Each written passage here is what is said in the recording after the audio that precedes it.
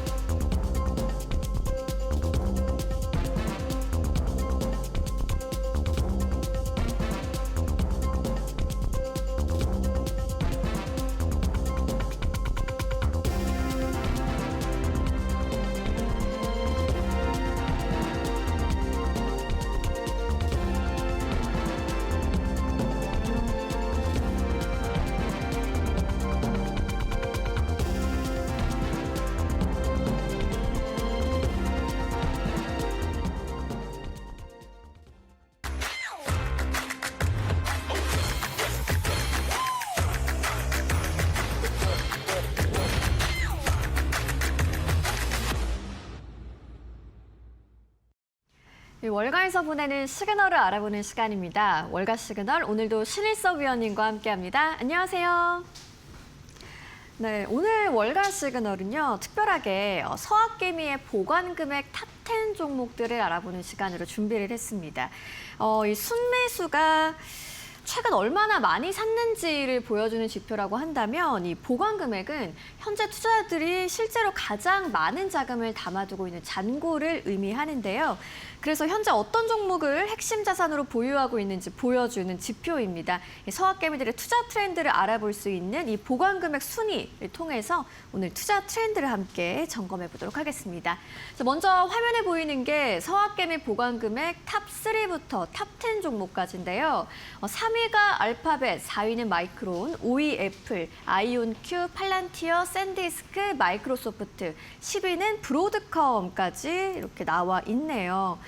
이 서학개미의 보관 금액 탑10 종목을 통해서 좀 투자 트렌드를 좀 어떻게 해석을 해볼 수 있을지 위원님께서 좀 어떻게 보고 계세요?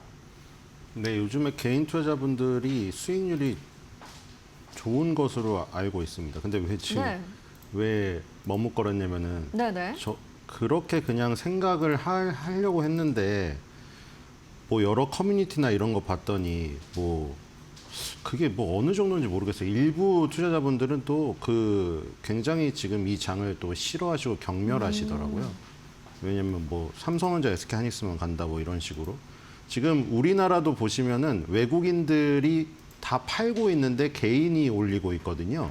그래서 개인 투자자분들이 그 자료만 보자면은 사실 수익이 많이 났지만 사실 뭐 빈익빈 부익부 현상이 워낙에 심하기 때문에 그런 말도 있고, 그리고 지금 서학개미 분들도 보시면은 지금 주력 종목들이 다 있어요. 네. 매그니피센트 세븐이 뭐 그 단어가 드레드풀로 바뀌었다고 뭐 그런 보도가 하나 나왔지만 제가 자꾸 언급해서 그렇지 솔직히 매력이 떨어진 건 아니에요. 근데 그것도 사실은 어떻게 보면은 드레드풀이라는 그런 끔찍한 단어를 쓴 것 자체가 굉장히 약간 좀 그런 경향도 있죠. 자기가 이 시장에서 뭔가 그거를 다시 단어를 바꿔서 돋보이려고 하는 그런 부분도 있는 것 같아요. 뭐 솔직히 끔찍합니까?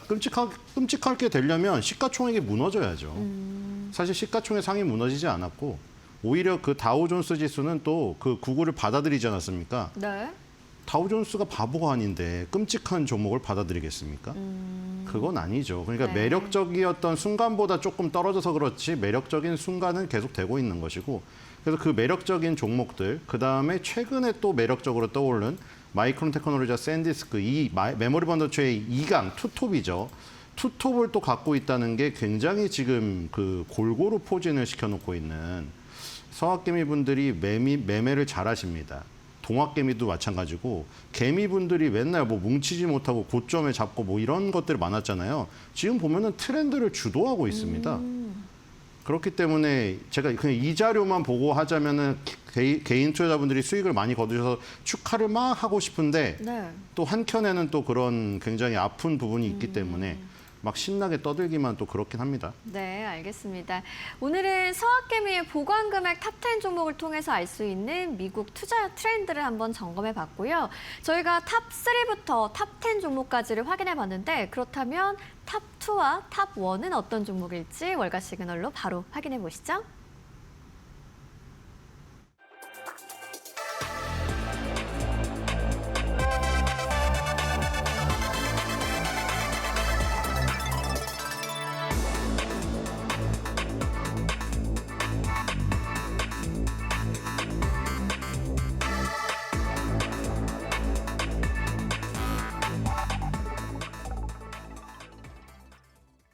서학개미의 보관금의 가장 중요한 1위 종목부터 확인을 해보도록 하겠습니다. 그 주인공은 바로 테슬라였는데요. 테슬라는 그런데 FSD 사고가 좀 리스크로 부각이 되고 있는 분위기가 있습니다. 오늘 어떤 이야기를 해볼지 바로 좀 이야기 나눠볼까요? 근데 그 웨드부시의 댄 아이브스 그분이 굉장히 테슬라뿐만 아니라 IT 종목들 특히 매그니피센트 세븐 초강세론자시잖아요. 네. 그 뭐 우리 지금 방송에도 예전에 코너가 있었습니다만 그분이 정말 강하게 부르짖더라고요. 매그니피센트 세븐을 뭐 어떤 악재나 리스크가 뭐 튀어나와도 그거는 뭐 지금 뭐 일부에 불과하고 결국 시간이 지나면은 뭐 시대를 다 지배할 것이다면서 뭐 목표 주가를 엄청나게 부르짖으시더라고요. 근데 테슬라도 마찬가지거든요. 근데 그분도 말하는 게 똑같은 게 뭐 지금 현재 그 가치가 자율주행이라던가 옵티머스 로봇 이런 것들이 실현됐을 때는 뭐 자기가 원하는 굉장히 높은 목표 주가에 간다. 근데 이제 거기에서 만약에 걸림돌이 생기면 이제 그분이 얘기하시는 것도 지연이 될 가능성이 있는 거죠. 그래서 지금 뭐 테슬라는 근데 제가 보기엔 테슬라가 가혹한 게 아닌가 이런 생각도 들거든요. 네. 저 구글 웨이모를 제가 그래서 다음에 좀 검색을 해봐야 되지 않을까. 네. 왜냐면 아니 이게 테슬라 때문에 이렇게 시끄러운 것인지 아니면 구글 웨이모가 정말 사고가 없는 것인지 네. 앨런 머스크가 그렇게 뭐 톡 튀는 행동을 많이 해서 이렇게 부딪히는 게 많은 건지는 모르겠으나 유달리 많이 나오는 것 같아요. 느낌상. 네. 유달리 사고에 대해서 민감하게. 네, 네. 그래서 왜 그런지는 모르겠어요. 그래서 어쨌든 간에 지금 완전 자율주행. 그러니까 저는 그런 생각도 솔직히 있거든요. 이 사건이 터지고 사고가 터지면 물론 그 유가족 분들은 굉장히 마음이 아프시겠죠. 근데 이런 것들을 뭐 미국은 뭐 소송이 굉장히 이런 활성화되어 있다고 하잖아요. 네.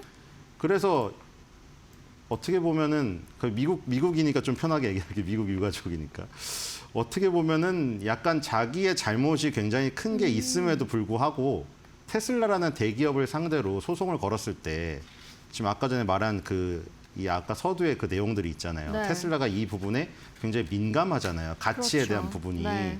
그러면은 여기서 뭔가 큰 어떤 이런 이슈가 발생돼 버리면은 굉장히 안 좋으니까 좀 유리하지 않을까 싶어요. 소송에서 유가족이나 이런 부분에서. 네. 전 그래서 그런 생각이 좀 들거든요. 그래서 테슬라에서 계속 주장하는 것도 그거거든요. 아니 분명히 우리는 그 고지를 했고 완전 자율주행이라고 하더라도 그 지금 단계 자체가 운전자가 항상 깨어있는 상태로 주시를 해야 되는데 그 주시 의무를 안 했기 때문에 사고가 발생된 거지 테슬라의 어떤 기능에 문제가 있는 건 아니다. 이번 사고뿐만 아니라 여러 사고에서 동일하게 주장하고 있어요. 네. 근데 어쨌든 간에 지금 보니까 지금 첨단 운전자 보조 시스템 ADAS죠. 이 ADAS가 지금도 여러분들 그랜저나 이런 거 타도 다 달려 있어요. 그게 이제 완전 진화되어 가지고 완전 자율주행 단계로 가면은 나중에 5단계, 6단계 가는 거죠. 근데 거기서 50건이 특별 조사가 개시됐고 네. 24건의 사망 사고 보고 그리고 이번 사고도 조사 진행 중이거든요. 그래서 이런 부분이 어쨌든 간에 테슬라에겐 좋지가 않다. 네. 유가족이 완전 많은 실수가 있었다고 하더라도 이 구설수에 오르는 것 자체가 아주 좋지가 않아요, 일단. 그렇죠. 그렇기 때문에 좀 불리한 상황이 아닌가. 전 개인적으로는 그런 생각이 들어요. 네, 알겠습니다. 유가족은 이제 테슬라를 상대로 해서 사망과 관련한 소송을 제기한 상태인데 참 말씀하신 것처럼 이 테슬라 내 안전 문제에 대해서 더 좀 투자자들도 그렇고 사용자들도 그렇고 좀 엄중한 잣대를 들이대고 있습니다. 테슬라의 입장을 조금 더 자세하게 들어보고 싶네요. 네, 그 앨런 머스크는 이제 FSD를 사용하는 차량은 통상 주거지 도로에서 천천히 주행할 것이라고 네. 했는데 그 주거지 도로라는 거는 이제 어떤 그 주택이나 이런데 그 근처에서 천천히 주행을 해야 되는데 지금 막 고속도로에서 고속 주행을 한다던가 이런 약간 아니면은 그 운전 중에 다른 짓을 한다던가 그런 것들이 있긴 있었거든요, 사실. 네. 근데 어떻게 판결이 나올지 모르겠어요. 어쨌든 간에 이런 얘기를 하고 있다, 앨런 머스크는. 그다음에 테슬라 소프트웨어 임원도 그 가속 페달을 밟았다. 그러니까 그런 운전자의 어떤 부주의를 계속 지적을 하고 있는 거죠. 왜냐하면 이게 테슬라의 어떤 시스템에 문제가 있다고 판결이 나와버리면 치명적이거든요. 왜냐하면 아까 전에 말한 대로 그 데나이브스가 주장하는 지금 현재 매겨지고 있는 가치라던가 내가 주장하는 그 가치가 도달되려면 완전 자율주행 시대가 빨리 와야 된다. 이건데 네. 만약에 시스템에 문제가 있다는 것이 그게 드러나 버리면은 이제 캐시우드도 마찬가지고 초강세를 부르짖는 그 사람들의 근거가 무너져 버리는 거잖아요. 그렇죠. 그래서 어쨌든 이게 무너지면 안 되지만 어거지로 무너지라고 하는 것도 아니죠. 테슬라의 어떤 기술력에 대한 자신감이 있겠죠, 앨런 머스크는. 그래서 테슬라의 모든 운전자 보조 시스템은 운전자가 항상 주의를 기울이고 언제든 제어할 준비가 되어 있어야 된다. 지금 사실 핸들이 있지 않습니까? 그러니까 지금 핸들이 아예 없어지는 완전 자율주행 단계가 아니거든요. 네. 그러니까 정말로 운전자가 필요 없다면 핸들을 없애겠죠. 그래서 핸들도 있고 지금 이 시범 운영하는 곳에도 보면 일단 감독관이 옆에 앉아 있는 상태로 시작을 했잖아요. 네. 그래서 그런 부분들이 지금 일단은 단계별로 차차 나가고 있는 지금 상황인데 어떤 그 단계를 완전 넘어서기 전에 굉장히 사고가 지금 일단 누적이 되고 있습니다. 네. 자, 그래서 이 투자자 관점에서는 이게 좋지가 않습니다. 일단은. 그렇죠. 일단은 이런 것들이 거론되는 것 자체가 부정적 여론을 형성해서 브랜드 가치나 신뢰도의 하락에 영향을 미칠 수가 있습니다. 네, 일단 이 사고와 관련해서는 미국의 도로교통안전국도 조사를 진행 중인데 아무래도 이런 사고 리스크가 테슬라의 자율주행 상용화 속도에도 변수가 될 것으로 보입니다. 테슬라 최근에 좀 주가 흐름은 어땠는지 차트를 통해서 이어서 좀 살펴보도록 하죠. 네, 도로교통안전국 국장이랑 친하게 지내셔야 될 것 같아요. 앨런 머스크가 그때 바보라고 해가지고. 네. 네. 머피여가지고 그 단어를 멍청이라고 바꿔서 올려가지고 좀 사이가 안 좋거든요. 네. 그 테슬라의 그 주가는 일단 그 하락을 하면서 마무리된 다음에 독립기념일 휴무를 맞이했습니다. 맞습니다. 자, 그래서 그 저번에 봤는데 $400가 굉장히 중요한 그 라인이거든요. 네. 그 데나이브스가 $600 그때 외쳤고 캐시우드는 5년 내 $2,700, $2,600 했는데 지금 주가 상황에서는 $600도 높거든요, 사실. 5년 내 $2,700는 진짜 만약 캐시우드와 운명을 함께 한다고 하시면 지금 7배를 간다는데 사실 지금 올인을 해야 되지 않을까요? 근데 어쨌든 간에 거기 갈 수 있을런지 모르겠지만 아까 전에 말한 대로 결국 그 두 개예요. 완전 자율주행과 옵티머스 로봇. 근데 지금 당장은 그런 부분들이 빨리 안 다가오다 보니까 주가가 일단 실망 매물로 떨어지고 또 하나 변수가 있었죠. 스페이스X가 상장되면서 약간 포커스가 그쪽으로 몰린 거. 네. 그것 때문에 주가가 좀 지지부진한 게 아닌가 싶어요. 그래서 $420를 뚫으려다가 일단 장대 음봉을 맞았거든요. 그래서 일단 반등을 시도를 했는데 그 반등이 일단 무너지면서 끝났어요. 그래서 $400 밑에서 끝나가지고 일단 400달러가 저항인 게 확실해졌거든요. 그래서 그 400달러를 지지하지 못하면은 다시 한번 또 저 380달러 아래까지 갔다 와야 되는 지금 상황일 것 같습니다. 알겠습니다. 참 테슬라는 최근에 주가 변동성도 워낙 크고 뭐 월가의 후보로도 갈리는 기업인 건 사실인데 서학개미 보관 금액으로는 압도적인 1위 종목이란 말이에요. 왜 이렇게 그전에 좀 순매수 금액도 1위였잖아요. 그렇죠. 오랫동안. 그리고 그런 거 엄청 많았거든요. 유튜브에. 테슬라에 올인하고 뭐 세계 여행 다니는 가족의 얘기. 뭐 아예 유튜브 주제 자체가 그거였어요. 그리고 테슬라에 뭐 올인한 무슨 뭐 20대 여성의 뭐 일기 뭐 이런 거 되게 많더라고요. 그때. 지금 최근에 안 찾아봤는데 빨리 찾아봐야 될 것 같은데 어쨌든 그 정도로 테슬라 사랑이 엄청나게 셌거든요. 올인이라는 단어를 매그니피센트 세븐이라는 7종목이 있음에도 불구하고 그 7종목 중에서 테슬라라는 한 종목을 사랑하시는 분들이 네. 원체 많았어요. 맞아요. 지금 사실 뭐 애플이나 구글에 올인한다는 사람보다는 테슬라에 올인했다는 사람이 압도적으로 느끼기에도 많았어요. 뭐 앨런 머스크나 그런 관심이 많아가지고 제가 더 노출이 돼서 그럴 수도 있는데 실제로 순매수 금액 1위에도 있었으니까요. 네. 그러니까 보관 금액에도 아직 1위고 순매수 금액에선 내려왔죠. 그러니까 지금 굉장히 많은 상태를 보유하고 있는데 제가 보기에는 손실 상태로 물리신 경우도 많은 거에 아닌가 그런 생각이 좀 그럴 수도 들거든요. 있겠습니다. 이 손실을 떨쳐내기가 좀 그러니까 그런데 좀 기대감은 있으니까 그대로 보관하고 있는 금액이 큰 게 아닌가. 근데 추가 매수는 안 하고 이제 새로운 종목의 스페이스X나 이런 거에 관심을 갖다 보니까 네. 순매수 금액에선 내려온 게 아닌가 이런 생각이 듭니다. 마침 얘기를 해주셨는데 뭐 스페이스X 합병 이슈도 있다 보니까 그러면 이제 테슬라는 남은 모멘텀이 좀 어떤 게 있는지 마지막으로 좀 짧게 얘기 좀 해주시겠어요? 네, 지금 그 스페이스X가 순매수 상위 1위죠. 지금 아마 그런 것을 알고 있는데. 그래서 어쨌든 간에 테슬라는 지금 빨리 저 완전 자율주행 지금 전 50개 주 주요 도시에서 빨리 실행이 돼야 됩니다. 구글 웨이모는 지금 벌써 돈을 벌고 있잖아요. 그래서 빨리 앨런 머스크가 말한 대로 50개 주요 도시에서 네. 빨리 일단 진행이 돼야 됩니다. 완전 자율주행이 50개 주에서 진행도 안 되고 있는 상황에다가 그러니까 이제 그게 진행이 빨리 돼야지 일단 500달러 정도 도달이 될 수 있을 것 같고 그 다음에 이제 옵티머스 로봇 가정 100만 대 보급 네. 이게 그 다음 이슈겠죠. 그래서 제가 보기에는 빨리 완전 자율주행을 50개 주 전 도시에서 시범 운영을 넘어서 가지고 정식 운영까지 가는 모습을 빨리 보여줘야 되지 않을까. 네. 올해 내에 저는 실행을 해야 된다고 생각이 됩니다. 이런 빠른 종목들은 6개월도 너무 길거든요. 지금 제가 보기에는 가을 겨울쯤에는 뭔가 실현되는 모습을 보여줘야지 안 그러면은 이거 완전 그 스페이스X의 주도권을 놓쳐버리지 않을까. 알겠습니다. 보안 금액 1위 종목 테슬라에 대해서 이야기해 봤습니다. 이어서 2등 종목은 어떤 건지 바로 확인해 보시죠.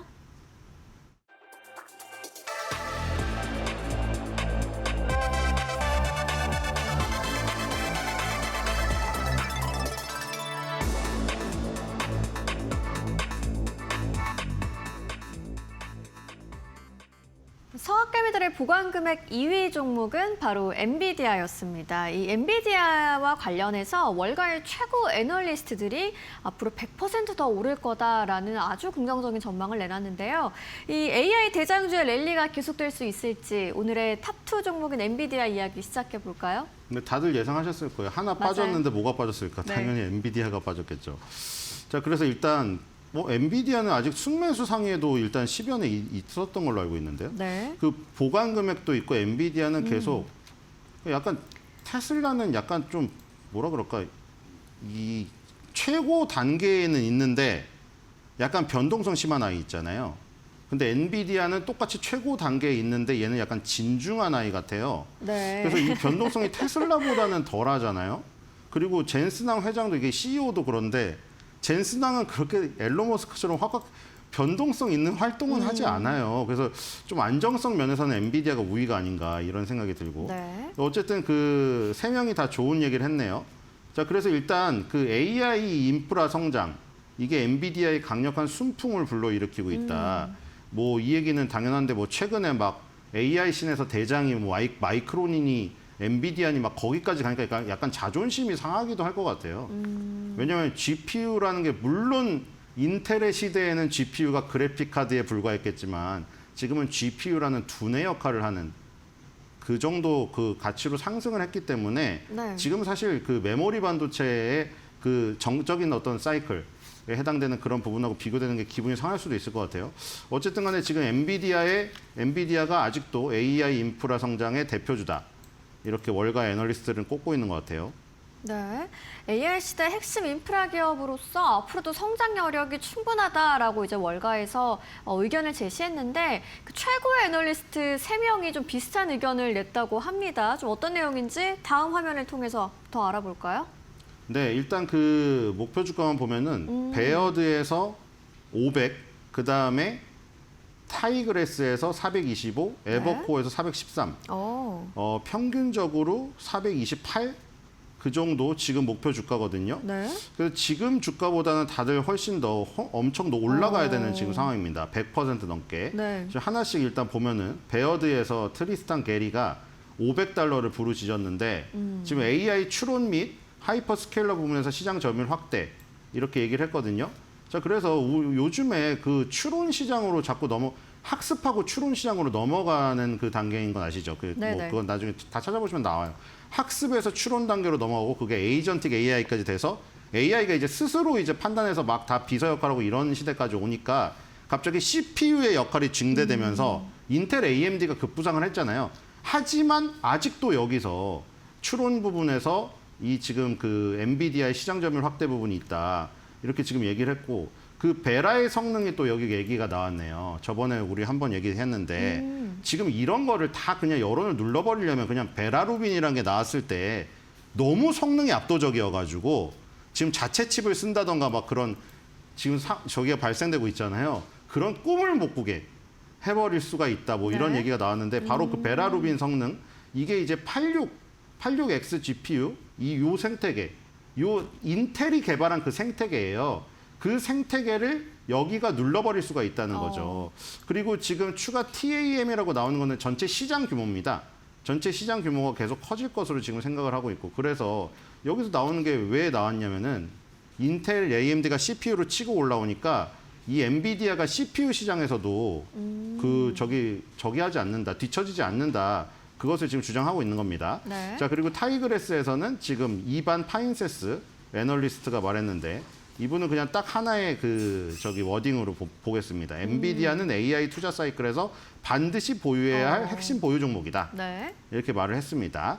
자, 그리고 에버코 지금 $413 나왔는데 마크 리파시스가 이분은 다른 부분을 짚었습니다. 주주 환원 부분을 짚어주셨어요. 다른 뭐 AI 인프라 얘기를 보통 했는데 이분은 또 더 좋은 부분을 얘기했습니다. 성장을 하면서도 주주 환원을 한다는 것이죠. 일단 배당을 인상했고요. 주당 0.01달러에서 0.25달러로. 그다음에 자사주 매입도 진행을 하고 있습니다. 그리고 잉여 현금 흐름의 50% 환원 계획을 갖고 있다.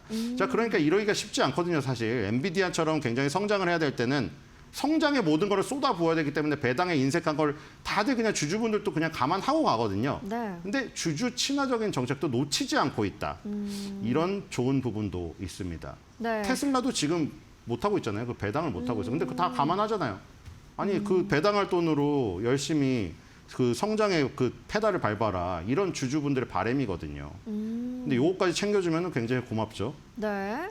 자, 일단 월가에서 주목받는 애널리스트 3명은 목표 주가를 최소 $413에서 $500까지 제시를 했습니다. 추가 상승 여력은 일제히 100%를 훌쩍 뛰어넘게 남아있다라는 의견이었고, 자, 엔비디아 최근의 주가 흐름도 한번 살펴봐야겠네요. 차트 함께 볼까요? 네.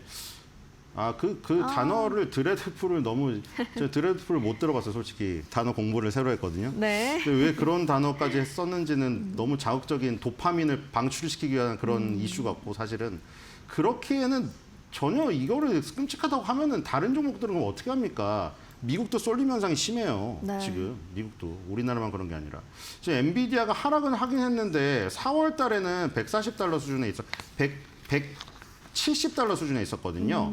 근데 거기서 지금 일단 $200 수준까지 올라와 있는 상태거든요. 5월 달에는 보시면 $240 정도까지 갔었어요. 굉장히 4월 달에서 5월 달 중순까지 시세가 좋았거든요. 그리고 지금 하락을 했지만 지금 딱 절반 정도거든요. 지금 보시면은 대략적으로 160에서 240, 80을 오른 다음에 여기서 40 정도 빠졌잖아요. 그러니까 절반 정도 조정이에요. 뭐 아주 강하진 않지만, 그러니까 아주 강하려면 절반까지도 내려오지 않고 한 3분의 2 지점에서 반등해서 더 고점을 돌파하면 강한 거거든요.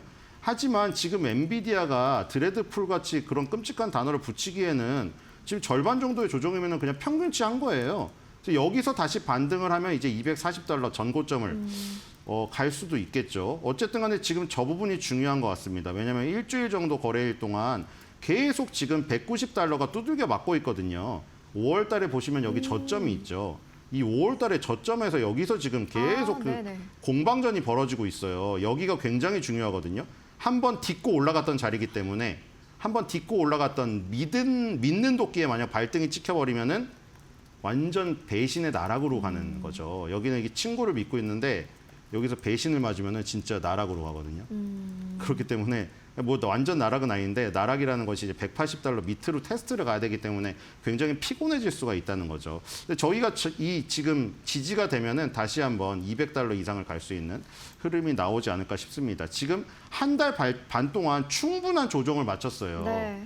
그래서 엔비디아도 이제 만약에 마이크론 테크놀로지나 샌디스크가 조금 흔들린다면 다시 한번 이 매그니피센트 쪽으로 가지 않을까. 오히려 저는 언론하고 반대로 가야 된다고 봐야 됩니다. 네. 봐야 될 것 같습니다. 드레드풀이라는 단어가 나올 때 오히려 매그니피센트라고 생각을 하고 매그니피센트라고 온갖 사람들이 칭송을 할 때 이게 드레드풀로 될 수도 있지 않을까 이런 생각을 해야 되지 않을까요? 네. 자, 엔비디아는 주가가 최근 한 달 반 동안 좀 충분한 조정을 거친 모습이다라고 얘기해 주셨고요. AI 시장이 지속적으로 확대되는 가운데 이 장기적인 성장 스토리 유효하다는 월가의 긍정적인 전망도 함께 살펴봤습니다. 오늘 월가 시그널은 서학개미들의 보관 금액 탑 종목을 통해서 투자 트렌드 점검해 봤습니다. 신일섭 위원님과 함께했습니다. 좋은 말씀 고맙습니다.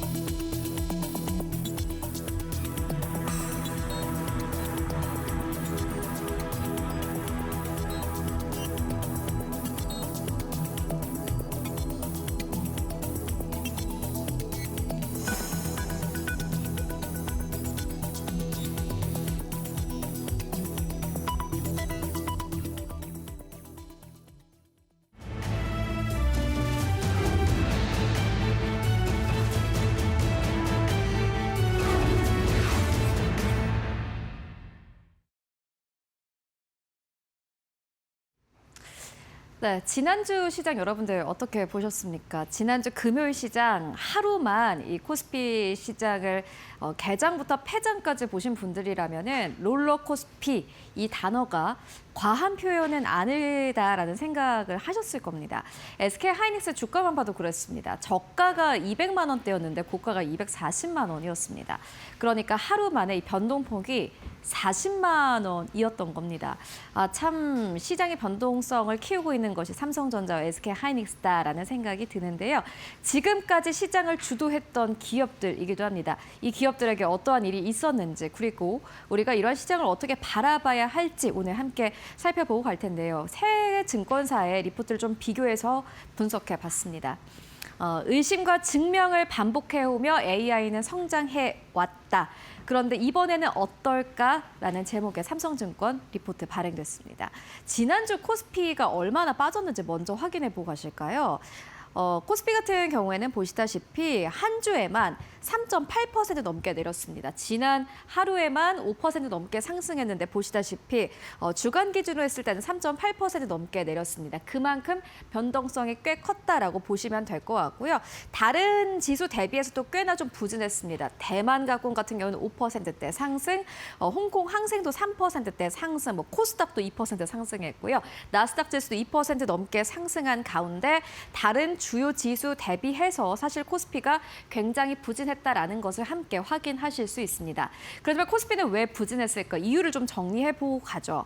먼저 첫 번째로는 메타의 컴퓨터 뉴스입니다. 잉여 이 컴퓨터를 다른 기업들에게 빌려주는 사업을 하겠다라고 발표하면서 이 보도가 나오면서 관련된 종목들이 일제 하락세를 보였고요. 두 번째로는 레버리지 ETF 변동성 때문이었습니다.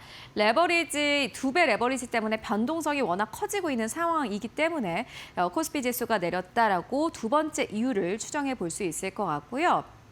그리고 반기 말 외국인 투자자의 리밸런싱도 있었습니다. 이 때문에 자금이 좀 많이 빠져나간 탓도 아마 있을 것 같습니다. 마지막으로는 삼성전자와 SK하이닉스 비중이 한국 시장에서 너무 크기 때문에 사실 지수가 이렇게 빠진 것이다라는 설명 나옵니다. 그렇다면은 이 첫 번째 이슈 메타 컴퓨터 뉴스가 과연 시장을 왜 흔들었는지 조금 더 논리적으로 함께 살펴보고 가시죠. 다음 페이지 보겠습니다. 시장의 우려는 이렇습니다. 잉여 AI 컴퓨터를 판매하겠다라고 메타가 지금 사업을 영위하고 있다, 지금 생각하고 있다라는 보도가 나왔습니다. 이에 따라서 시장에서는 이렇게 생각을 한 겁니다. AI 인프라의 공급 과잉이 있는 것이 아니냐라는 우려가 나온 겁니다. 왜냐하면은 잉여라는 이 단어에 결국엔 꽂힌 건데요. 왜 AI 컴퓨터가 남지?라는 생각을 하게 된 거고요. 그렇게 되면은 하이퍼스케일러의 캐펙스가 둔화되는 거 아니야? 라는 우려까지 이어진 겁니다. 캐펙스 투자가 둔화된다면 당연히 그 안에 들어가는 GPU, HBM, D램의 수요도 떨어지겠죠. 이렇게 돼서 반도체 기업들이 일제 급락이 나온 겁니다. 지금까지 뉴욕 증시도 그렇고 한국 증시도 그렇고 사실상 시장을 끌어온 건 반도체 기업들이었는데 수요가 둔화되는 것 아니야라는 우려가 나오자마자 관련된 종목들의 주가가 일제히 떨어진 겁니다. 그런데 GPU, HBM, D램의 수요가 떨어지기 위해서는 여러 가지 조건들이 있습니다. 먼저 첫 번째 조건은요. 하이퍼스케일러의 캐펙스 가이던스가 하향돼야 됩니다. 그런데 실질적으로 메타는 지난 4월에 오히려 이 가이던스를 상향 조정한 바 있고요. 두 번째로는 HBM 장기 공급 계약이 축소돼야 됩니다. 그런데 역시나 이것도 확인이 안 됐고 서버 D램 가격 상승도 둔화돼야 되는데 이 또한 확인이 되지 않았습니다. 네 번째로는 차세대 GPU 주문이 감소돼야 되는 건데요. 그런데 이 또한 확인되지 않았고요. AI 추론 수요도 둔화돼야지 이 관련된 HBM 그리고 D램, GPU의 수요가 둔화될 텐데 이도 역시나 확인되지 않았고요. 오히려 확대 가능성이 우세한 상황입니다. 그렇기 때문에 지난주 시장의 하락을 이끌었던 여러 가지 요인들 결국에는 모두 다 확인이 되지 않은 그러한 낭설이다. 이렇게 보시면 될 것 같습니다. 그리고 이게 처음 있는 일이 아닙니다. 우리가 역사적으로 이것들을 모두 다 반복해온 바 있는데요. 다음 페이지를 통해서 만나보도록 하겠습니다. 의심과 증명을 반복해오면서 성장해왔다라는 표현이 사실 이 차트를 통해서 바로 알 수 있습니다.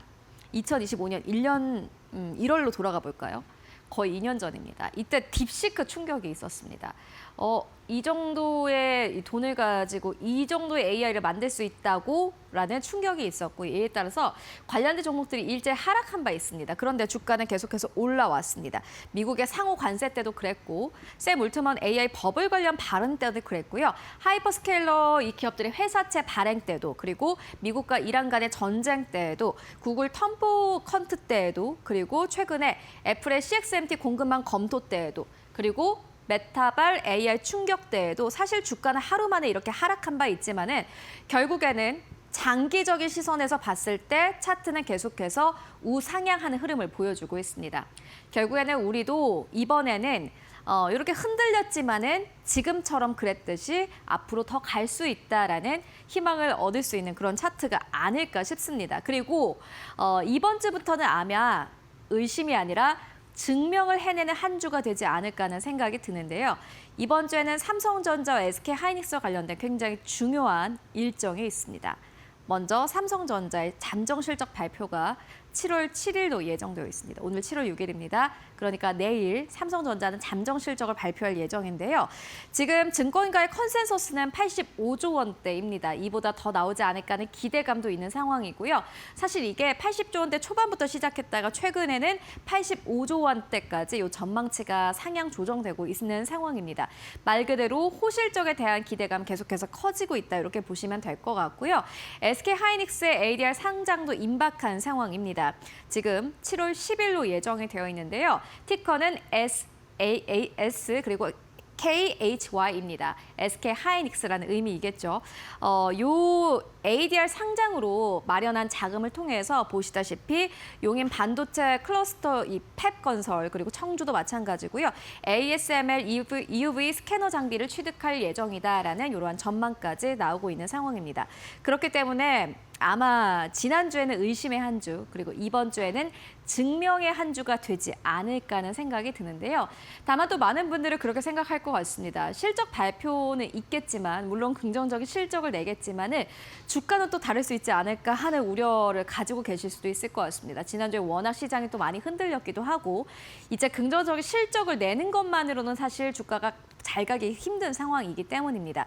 그런데 동일 피어 그룹의 다른 기업들과 비교해 본다면은 이 의심을 조금은 좀 지우실 수 있을 것 같은데요. 다음 표를 통해서 만나보도록 하겠습니다. 실적 대비해서 이 기업들의 시가총액을 비교해 보면 될 것 같습니다. 먼저 엔비디아입니다. 엔비디아가 영업이익 대비해서 지금 시가총액 보시면은 약간 좀 할인되어 있는 것을 보실 수 있고요. 삼성전자도 마찬가지입니다. 이 동그라미가 시가총액인데 보시다시피 1년의 영업이익이 지금 361조 원대로 추정되는 가운데 다른 기업들 대비해서 시가총액의 비중이 굉장히 적습니다. 규모 자체가 굉장히 작고요. 알파벳, 애플 모두 다 영업이익을 훌쩍 뛰어넘는 시가총액을 가지고 있는 모습을 함께 확인하실 수 있습니다. 마이크로소프트가 다른 기업들 대비해서는 약간 좀 낮아진 상태, 그리고 아마존도 마찬가지고요. 메타도 마찬가지고 그나마 좀 할인된 게 메타인 것 같은데 영업이익 꼭대기에 위치해 있습니다. 그런데 보이십니까? 삼성전자, SK하이닉스만 반토막도 안 되네요. 시가총액이 더 앞으로 미국에 상장되어 있는 기업들만큼 더 갈 수 있겠다라는 생각이 드는 요 비교 차트입니다. 물론 가지고 있는 시장 자체가 다르긴 합니다. 미국에 상장되어 있느냐, 한국에 상장되어 있느냐, 자금이 들어올 수 있는 규모도 다르겠지만은 그런 것들을 다 따져 본다고 하더라도 사실은 시가총액이 다른 기업들 대비해서 굉장히 작다라는 부분을 함께 확인하실 수 있고요. 그래서 삼성증권은 이야기를 합니다. AI 반도체 사이클 진입에 따라서 삼성전자, SK하이닉스의 역대급 실적이 전망되고 여전히 이익 대비해서 시가총액은 굉장히 낮다라고 설명을 합니다. 앞으로 삼성전자, 하이닉스를 더 봐야 되겠다라는 생각이 드는데 다만 이에 대해서는 증권사마다 약간 의견이 다릅니다. 좀 정리를 해보고 가시죠. 유한타증권, BNK 투자증권, 그리고 삼성증권의 저희가 리포트를 좀 정리를 해봤는데요.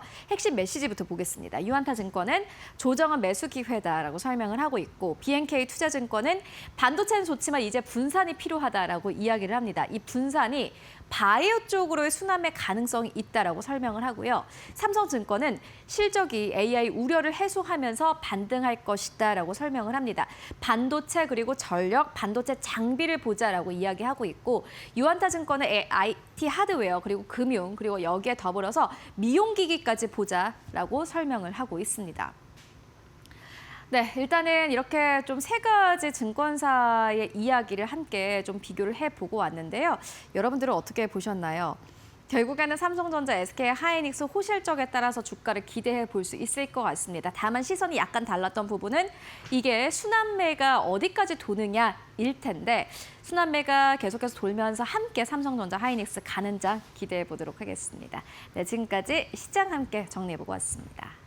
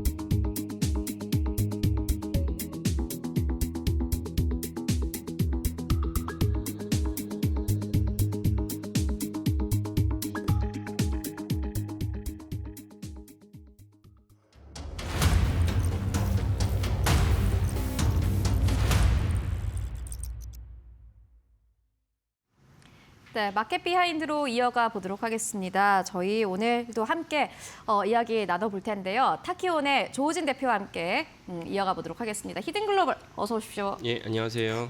네, 오늘은 첫 번째 히든글로벌 이슈 어떤 거 가지고 오셨어요? 예, 그 SK 하이닉스를 비롯한 이제 메모리 반도체 위상이 얼마나 높아졌는지를 갖다가 분석하는 기사를 파이낸셜 타임스가 냈습니다. 그래서 그 좀 의미 있는 기사가 많아 있어서 그 부분 자세히 말씀드리도록 하겠습니다. 네, 알겠습니다.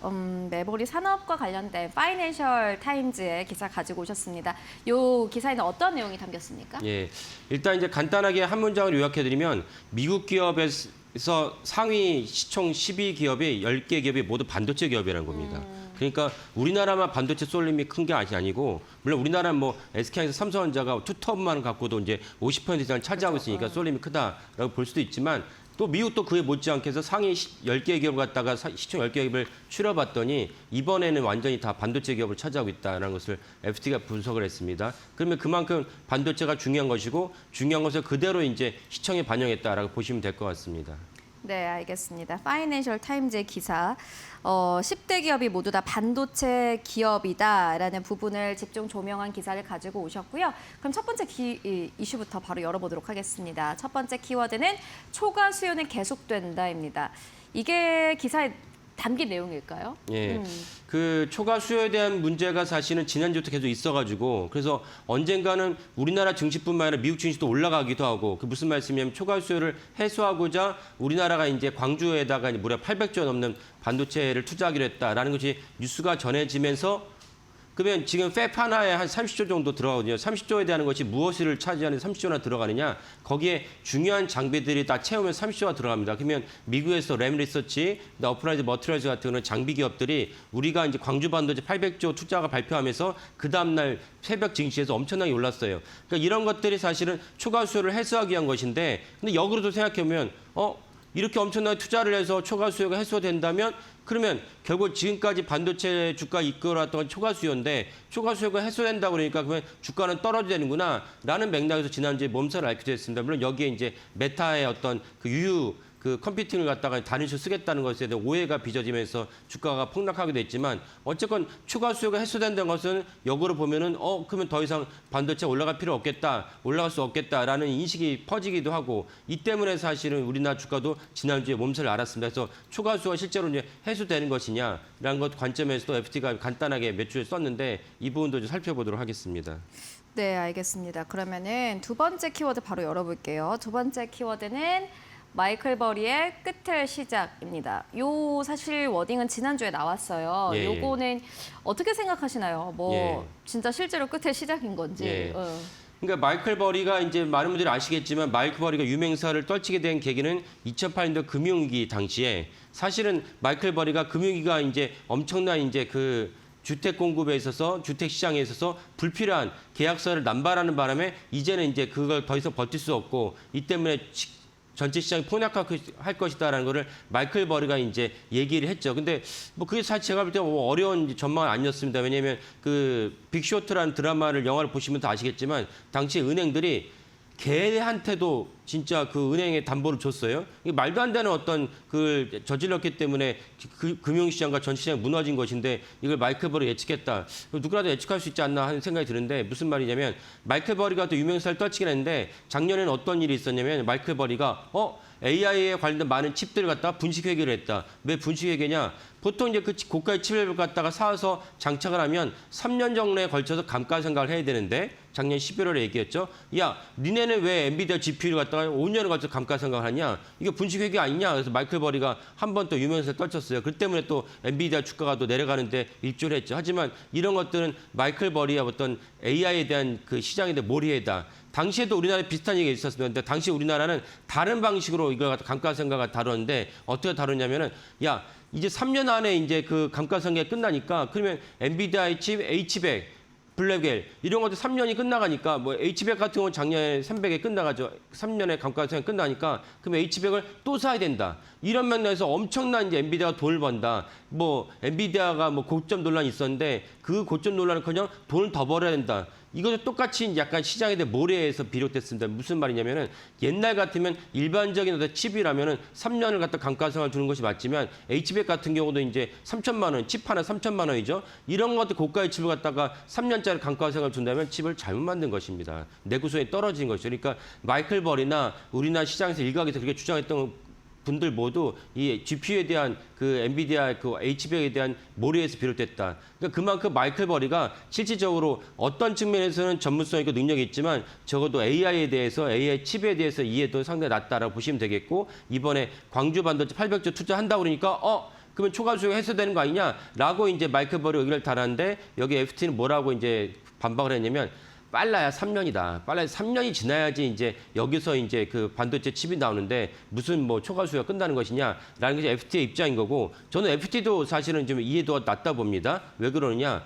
그때 이제 지금 화면에 나오시면 최태원 회장이 이 자리에서 다른 곳에서 무슨 얘기했냐면 야 우리 용인산단에 우리 지금 짓고 있는데 용인산단에 빨리 좀 이렇게 가동을 해주도록 도와줬으면 좋겠다라고 얘기했어요. 그 용인산단이 언제 이제 토지 매입을 갖다 결정했냐? 19년에 결정을 했어요. 그러면 토지 매입이 끝난 다음에 지금 언제 칩이 생산되느냐? 내년에 칩이 생산되기 시작합니다. 그러면 19년도에 결정을 했는데 내년에 칩이 생산되기 27년이죠. 횟수로 9년이 걸렸습니다. 아직까지도 여러 가지 많은 잡음이 생겼기 때문에 최태원 회장이 용인산단만으로 제대로 좀 가동할 수 도와달라고 정부에 요청하지 않았습니까? 이 정도로 오래 걸립니다. 그러니까 광주에다 800조를 투자한들 이것이 3년 안에 나온다는 것은 FTA도 너무 안이한 인식이고 제가 볼 때는 설령 발표대로 할지라도 3년에는 절대 나오지 못한다라는 것을 마이클 버리가 제대로 알지 못했다라고 말씀드리겠습니다. 마이클 버리 입장 그리고 지금 제 마이클 버리의 입장이 사실은 AI의 수요가 투자가 많이 되면서 점점 더 이게 이제 초과 수요의 국면을 좀 해소할 것이다라는 그 스탠스와 비슷한 건데 그러면은 실질적으로 이 정반대의 스탠스에 있는 두 사람이 AI 관련 아까 감가상각 이야기해 주셨잖아요. 이 부분과 관련해서는 이견이 좁혀질 수 있는 가능성은 없는 건가요? 지금 시장에서 어떻게 보고 있는 건가요? 아니 감가상각 논란은 작년에 끝났죠. 왜냐하면 마이클 버리 작년 11월에 감가상각을 3년 후에 되는데 이제 니네 왜 5년을 했냐? 그 영업이익을 확 늘린 거니까 분식회계다라는 게 마이클 버리 입장인데 그 직후에 무엇이냐면 HBX에 대한 중고 제품의 가격이 여전히 천정부지로 올라가고 있다. 그러니까 아까 말씀드린 일반적으로 우리가 PC에서 쓰거나 데스크탑 노트북 같은 건 3년 후 잡는 게 맞아요. 그 정도의 어떤 가치죠. 하지만 HBX은 도매로 살 때도 3만 달러. 소면을 사면 9만 달러입니다. 그때도 HBX 처음 나왔을 때 그 정도로 비싼 칩이기 때문에 그런 비싼 칩을 만든 엔비디아가 다른 일반 칩처럼 우리 GPU 우리 그 PC에 깔린 GPU 3년 쓰면 끝나는 그렇게 만들었다는 것은 엔비디아가 잘못 만들었다. 제가 이제 그 분야 관련해서 관련된 분한테 여쭤봤더니 그렇게 답변을 했어요. 3년 안에 끝나면 잘못 만든 거지. 그렇게 3년에 끝나고 분식회계라고 간주한 것은 틀렸다라고 말씀하셨거든요. 그러니까 마이클 베리가 이제 하드웨어, 실체에 대해서는 제 인식이 적다라고 보시면 되겠고 네. 그래서 그때로 이제 분식회계 논란은 끝났습니다. 다만 이제 그런 어떤 이해도를 갖고 있는 마이클 버리가 또 이제 광주 반도체를 갖고 초과 수요가 끝났다 말한 거 역시 좀 이해도 낮은 분석이다라고 보시면 될 것 같습니다. 그러면 이 기사를 가지고 오신 이유가 그러면은 예. 어떤 걸 말씀을 하고 싶으신 건가요? 일단 전체적인 조망을 FT가 했고 제일 중요한 거는 미국에서도 시총 1위부터 10위까지가 다 반도체 기업이다. 그러니까 우리만 쏠린 게 아니고 사실 미국 시장도 쏠림이 있다. 그 정도로 AI 혁명이 엄청난 광풍을 일으킨 것이 최종적으로 시청에도 반영됐다라는 것이 첫 번째이고 두 번째는 FTA가 조목조목 뭔가를 썼지만 그중에서 일부가 그러니까 광주에다가 800조 투자한다고 해서 FT는 3년 안에 이게 칩이 나온다고 생각하고 있는데 그 부분도 사실 이제 너무 틀렸다. 너무 안이한 분석이다라는 걸 좀 말씀드리고자 이제 갖고 나왔습니다. 히든 글로벌인데 예. 이 글로벌 기사에 나온 내용을 또 반박을 해주셨습니다. 예. 첫 번째 기사를 좀 정리를 해보고 가도록 하겠습니다. 파이낸셜 타임즈의 기사를 가지고 오셨는데요. 파이낸셜 타임즈는 지금 미국 시장에 상장되어 있는 10대 기업도 역시나 마찬가지로 반도체 기업이다라는 부분을 조명을 했습니다. 한국 시장만 삼성전자, SK하이닉스에 쏠려 있는 게 아니라 지금 사실 글로벌 증시 자체가 반도체에 굉장히 집중을 하고 있는 상황이고 반도체 기업들만 인기 스타입니다. 이게 사실은 AI 혁명 때문인데요. 이게 초과 수요 때문에 좀 쉽게 꺾이는 게 아닌가라는 우려가 지금 시장에서 나오고 있는 상황이지만 실질적으로는 그럴 가능성은 거의 없다. 없다라고 보시는 게 대표님의 의견입니다. 함께 참고해 보시면 좋을 것 같고요. 이어서 두 번째 뉴스로 옮겨가 보도록 하겠습니다. 두 번째 뉴스는 어디서 가지고 오셨어요? 예, 블룸버그가 이제 7월 10일 날 우리가 이제 SK하이닉스의 ADR이 이제 미국 증시 상장하는데 상장하기 위해서는 당연히 주관사가 있어야 되고 주관사가 그걸 대행해 주니까 수수료를 갖다가 이제 받아야 되는데 이 ADR이 인기리에 이제 준비되고 있다라는 것을 블룸버그가 썼습니다. 네, 알겠습니다. 블룸버그의 보도 가지고 오셨습니다. SK하이닉스 미국 ADR 상장 주관사 0.5% 수수료 이게 제목이었고요. 그렇다면은 요 ADR 상장이 이제 어떤 의미를 가지고 있는지부터 좀 짚고 갈까요? 예.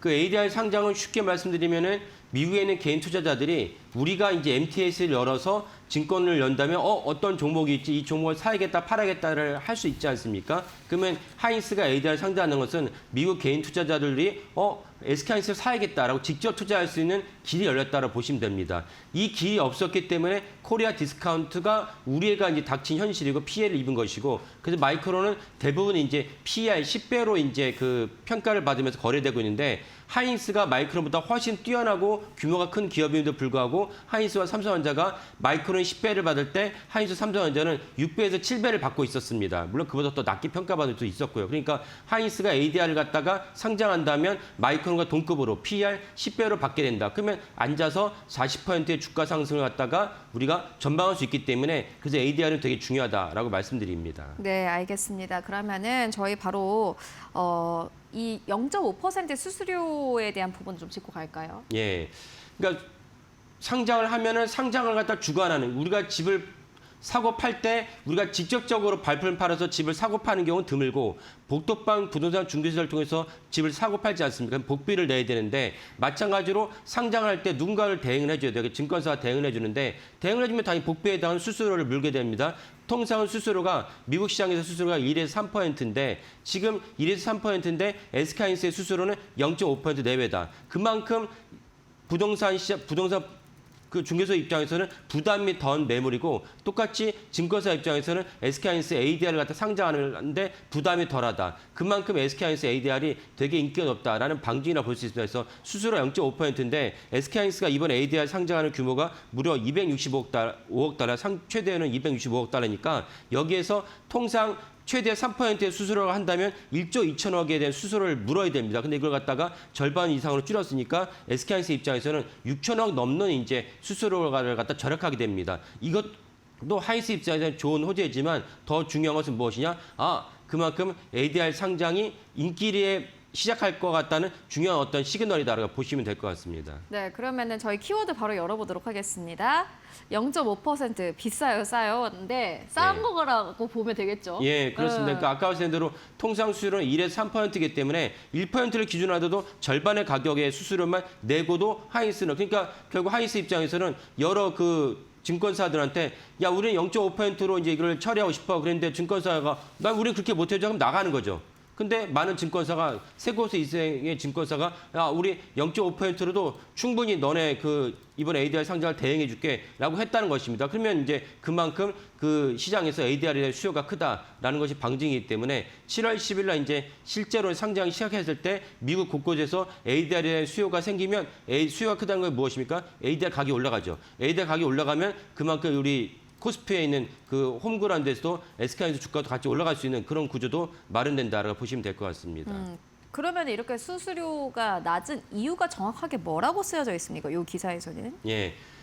근본적으로는 이제 아까 말씀드린 대로 이 수수료를 책정하는 것도 결국 수요와 공급이거든요. 그러니까 수요와 공급 관점에서 내가 ADR을 갖다가 다른 사람에게 소개시키려고 주려고 그래. 소개시키려고 그러는데 ADR이 상대적으로 수요가 적을 것 같아. 그러면 수수료가 더 비싸게 받는데 왜냐면 그 많은 분들 아시겠죠. 우리나라도 마찬가지입니다. 어디서 상장을 하는데 상장을 하는데 이 상장하는 물량 갖다가 받아가는 데가 없어요. 신규 상장을 갖다가 사가는 데가 없어요. 그러면 누가 최종적으로 떠안게 됩니까? 이 상장을 갖다 대행해주는 주관사가 물량을 떠안게 됩니다. 큰 부담이 되죠. 이 점도 제일 중요한 것인데 결국 SK하이닉스 ADR 갖다가 다른 데서 물량 갖다 다 가져가는 것이 이 상장을 대행하는 주관사가 물량을 갖다 가져갈 염려가 없다는 이유 때문에 수수료가 낮게 책정했다는 것입니다. 이런 맥락에서도 ADR의 흥행을 갖다 우리가 점칠 수 있다라고 볼 수가 있겠습니다. 이게 보니까는 이 기사를 보니까 SK 하이닉스 주관사 수수료가 스페이스X가 사실 0.67%를 냈다고 예. 하더라고요. 그거보다도 낮은 거다. SK 하이닉스에 대한 뭐 말씀처럼 인기가 이제 많아질 거고 뭐 기대감이 있으니 이걸 주관하는 주관사들이 그러면 0.5%만 받을게라고 얘기를 한 거일 수도 있는데 그러면 이게 약간 우려는 없나요? 뭐 우려로 한다면 이제 실제로 이제 0.5%라고 그만큼 수요가 많을 것으로 했지만 수요를 지금 이제 하고 있습니다. 하고 있어서 실제 수요가 있는지 없는지는 가봐야겠지만 네, 맞아요. 하지만 네. 전체적으로 봤을 때 그리고 제가 첫 코너에서 말씀드렸다시피 지금 상위 1위부터 10위까지 시총 미국 시장 상위 1위부터 10위까지가 다 반도체 기업이다. 반도체 기업인데 메모리 반도체 기업은 유일하게 미국 시장에서 거래할 수 있는 곳은 마이크론밖에 없습니다. 여기에 마이크론보다 훨씬 더 능력과 규모가 큰 하이닉스가 뛰어들었으니까 그러면 사실은 전체적으로 미국의 반도체 시장을 갖다 키우는 셈이고 이런 점에서 하이닉스 ADR 시장에 대한 그 흥행 성공도 저는 충분히 점쳐진다라고 이제 전망을 합니다. 네, 알겠습니다. 블룸버그의 보도 만나보고 왔는데 SK 하이닉스의 주식 예탁 증서 ADR 상장이 이번 주 7월 10일입니다. 일단은 예정이 되어 있는 상황인데요. 이 기사를 보면 이렇게 이야기를 합니다. 일단은 SK 하이닉스가 메모리 3대 기업 중 하나이고 HBM과 관련해서는 선두 기업이다. 그런데 변동성이 워낙 커서 이 부분은 사실 ADR 상장에 따른 어떠한 변수로 보인다라고 쓰여져 있습니다. 실질적으로 뭐 지난주 금요일만 보더라도 SK 하이닉스의 하루 만에 주가 변동폭이 꽤나 컸다라는 부분을 확인할 수 있는데요. 그런데 이게 ADR 상장 흥행과 관련해서 악재가 되지는 않을 것으로 보여집니다. 실질적으로 많은 외신들도 그렇게 보고 있고요. 다만 또 금요일이 오면 어떻게 반응할지 모르겠습니다. 관련된 뉴스는 계속해서 전해드리도록 하겠습니다. 지금까지 히든글로벌 조우진 대표와 함께 이야기 나눠봤습니다. 말씀 고맙습니다. 예, 감사합니다.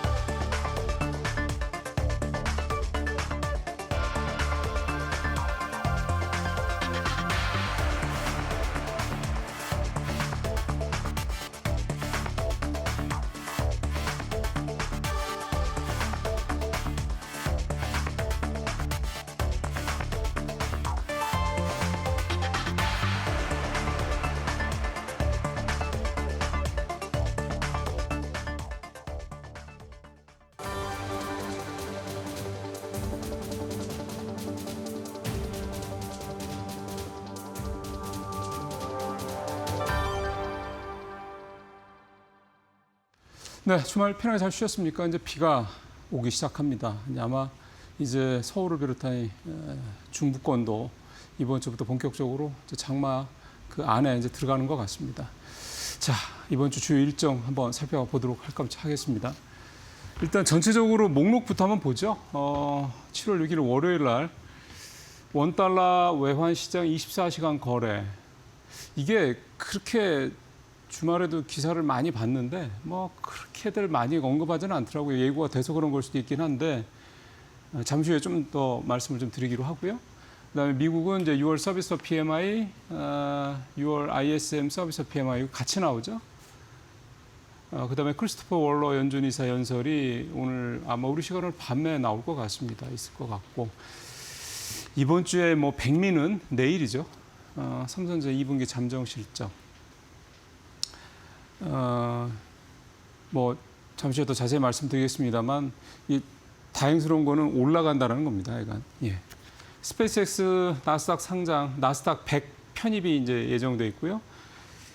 이게 지금은 워낙 백중세라 기대치가 엄청 떨어지긴 했는데 어쨌든 캐나다 CPSP 차세대 잠수함 이 사업 우선 협상자 선정이 현지 시간 7월 6일이니까 우리 시간으로 7월 7일에 될 것 같습니다. 요게 또 마침 또 나토 정상회의에 이재명 대통령의 참석과 또 맞물려 있긴 합니다. 물론 뭐 독일 총리도 뭐 참석을 하니까 뭐 그렇습니다만 어쨌든 나토 정상회의에 이 대통령이 참석한다라는 거, 뭐 예전 대통령 가가지고 뭐 썩 그렇게 좋은 소리 못 들었는데 이 대통령은 뭐 요즘에는 뭐 G8 뭐 이렇게 얘기를 하니까요. 거의 뭐 이제 선진국 정상이 된 상황이었어요. 어떤 뭐 영향이 있을지 한번 보죠. 그다음에 이제 ADP 주간 고용 변화 보고서 계속 고용이 나쁘지는 않은데 그렇다고 썩 좋은 것도 아닌 상황에서 어쨌든 고용 상황이 나오고 있고요. 그다음에 이제 지난주에 나왔던 이제 고용 지표는 하여간 좀 부진하게 나오긴 했죠. 그다음에 목요일 날 FOMC 의사록 공개 6월 달 거 나오고 근데 이제 글쎄요. 이 의사록의 내용이 이제 케빈 워시 되고 나서 처음 아니겠습니까? 케빈 워시는 기자간담회에서 뭐 구구절절히 얘기 안 했죠. 그리고 나한테 뭐 포워드 가이던스니 뭐니 이렇게 시장에 뭔가 시그널이 될 만한 얘기가 나올 걸 기대하지 말라고 아예 일침을 놨고요. 그래서 FOMC 의사록에서 연준 위원들 간에 어떤 토론들이 있었는지 이게 더 이 의사록의 내용이 궁금해지지 않을까 싶은 생각이 듭니다. 기자간담회에서 거의 얘기를 안 하기 때문에. 그래서 하여간 의사록에서 그런 내용들, 뭔가 좀 유출을 해볼 만한 그런 내용들이 좀 담겨 있을 만할지. 어쨌든 이번 6월 FOMC 의사록 공개, 요거는 되게 어쨌든 중요한 시장에서 관심을 좀 끌고 있는 그런 상황입니다. 뭐 신규 실업자 청구는 매주 나오는 거고, 존 윌리엄스 뉴욕 연은 총재 연설도 있고요. 두 사람이 좀 같이 나오죠. 최근 다 두 사람 다 매파적으로 좀 바뀐 대표적인 멤버들이 되겠습니다. 그다음에 7월 10일 날 또 중요한 이벤트입니다. 나스닥 상장, ADR 상장이 예정이 좀 되어 있습니다. 이 중에서 이제 원달러 외환시장 24시간 거래라는 거는 이게 MSCI 선지지수 편입에 굉장히 중요한 어떤 옵션이었죠. 그래서 이게 이제 시작이 됩니다. 물론 이번에 관찰대상국에 또 빠져서 또 한 1년 정도는 그냥 관찰대상국 편입 자체만 기다려야 되는 상황이 되긴 했는데 일단 시작하고 이게 별 무리 없이 잘 진행이 되고 하고 이번에도 지적됐던 5개 항 이런 것들에 대한 개선 작업이 하나하나 진행이 된다 그러면 뭐 내년에 관찰대상국 지정이 또 될 수도 있는 거니까요. 그 사이에 또 될 수도 있는 거고. 그래서 기대를 좀 해볼 수가 있겠고 걱정을 하는 분들은 지금 우리 원화가 되게 좀 이렇게 약세니까 1,500원대가 넘어 있는 상황이니까 물론 지난주 후반에 특히 이제 이 SK하이닉스 ADR 상장 관련돼서 이제 그 대규모 외화가 국내에 두른다 이 기대감 때문에 좀 빠졌습니다. 그래서 1,510원대까지 다시 빠지긴 했는데 또 모르죠. 워낙에 나가는 돈이 많으니까. 그래서 그런 걸 감안했을 때 이게 원화를 이제 가지고 마치 이제 엔트레이드처럼 이제 원 트레이드가 이제 이루어지게 될 가능성이 높으니까 그만큼 더 그런 부분들에 대한 어떤 초반에는 좀 변동성이 있을 수 있을 거다 이런 우려도 좀 있긴 한데요. 이거는 뭐 어차피 가야 될 길입니다. 변동성이 있든 없든 간에 가야 될 길이라는 점. 그런 점에서는 뭐 변수나 뭐 이런 뭐가 관건이다 뭐 이렇게 접근할 문제가 아니라 이거는 우리가 그냥 MSCI 선진국 지수에 편입하고 우리 주시장이 이제 선진국 증시가 되기 위해서 불가피한 행보의 하나다 이렇게 보셔야 될 것 같습니다. 자, 이 중에서 이제 다음 장 가보죠. 뭐 백미는 말씀드린 대로 삼성전자, SK하이닉스, 삼성전자 2분기 잠정 실적 발표입니다. 7월 7일 날 요거 나올 건데 지금 현재 얘기가 나오고 있는 것들을 종합을 할 필요가 있죠. 어쨌든 지난주까지의 그 삼성전자 컨센서스를 보면 매출은 120% 증가한 170조, 영업이익은 1,700% 무려 18배가 증가한 86조 원 예상이 되고 있는데요. 사실 시장에서 생각하는 수준은 90조는 돼야 되지 않겠어? 이렇게 봅니다. 그러니까 소위 말해서 이제 86조가 나오더라도 어닝 서프라이즈 느낌이 되려면 90조, 그러니까 9자가 나와야 될 거다라는 게 시장의 좀 대체적인 전망인데요. 오늘 뭐 오면서 보니까 어떤 자료에서는 뭐 자료가 아니라 이제 어떤 미디어에서죠. 100조다 뭐 이렇게 해가지고 뭐 마치 자기들이 미리 이 실적 내용을 좀 본 것처럼 그렇게 제목을 뽑아서 기사가 나오기도 했습니다. 뭐 그걸 뭐 믿고 말고의 문제를 떠나서 어쨌든 앞에 9자가 이번에 나온다 그러면 시장에서 굉장히 좀 어닝 서프라이즈를 기대를 할 수 있을 것 같고 뭔가 또 이게 지난주까지 좀 부진했었던 장 물론 금요일 날에는 좀 반등을 했습니다만 다시 전자와 닉스의 어떤 그 랠리를 이끌어낼 수 있는 출발선 트리거가 될 수 있다 이런 기대감도 있습니다. 지금 8,000선 다시 회복을 하면서 마감되긴 했는데 전고점이 9,000선 살짝 넘었었던 거 아니고요. 9,100선까지 갔던 거고. 삼성전자는 38만 원, SK하이닉스는 300만 원까지 찍은 게 지금 현재 전고점이기 때문에 과연 이번에 이 실적을 가지고 또 뭐 잠시 뒤에 또 말씀드리겠지만 나스닥 ADR 상장 이 두 가지 빅 이벤트 이번 주에 있는 계기로 해서 이번 주가 다시 뭐 코스피 9,000선 쪽으로 향하는 또 삼성전자 SK하이닉스가 전고점 돌파를 시도하는 그런 어떤 출발점이 될지 그게 사실 그렇게 가면 또 시장이 또 달려가니까요. 물론 또 쏠림이 또 나타날 수 있기도 합니다만 굉장히 중요한 한 주가 되겠다 이렇게 볼 수가 있겠습니다. 그다음에 하이닉스 ADR 상장은 뭐 앞서 조 대표님이 뭐 자세히 말씀해 주셔서 제가 뭐 특별히 할 건 없을 것 같고 25만 5천 원의 발행가 보통주 0.1주 배정 그러니까 ADR 한 주가 하이닉스 보통주 0.1주다 그러니까 10배가 된다 이제 그렇게 좀 보면 될 것 같고요. 네, 두 가지 이슈 굉장히 중요하고 말 나온 김에 좀 마저 말씀을 드리면 여기 마지막에 SK하이닉스 연말에 22일, 23일 날 SK하이닉스도 이제 2분기 실적 발표가 예상이 되는데 지금 예상은 매출이 83조, 영업이 650% 증가한 64조 이렇게 예상이 됩니다. 그래서 만약에 삼성전자가 90조 정도 되고 SK하이닉스가 여기서 예상되는 대로 64조, 뭐 60조 정도 된다 그러면 정말 둘이 합쳐서 영업이 150조 시대를 여는 정말 드라마틱한 그런 올해 이번 2분기가 될 수도 있겠다.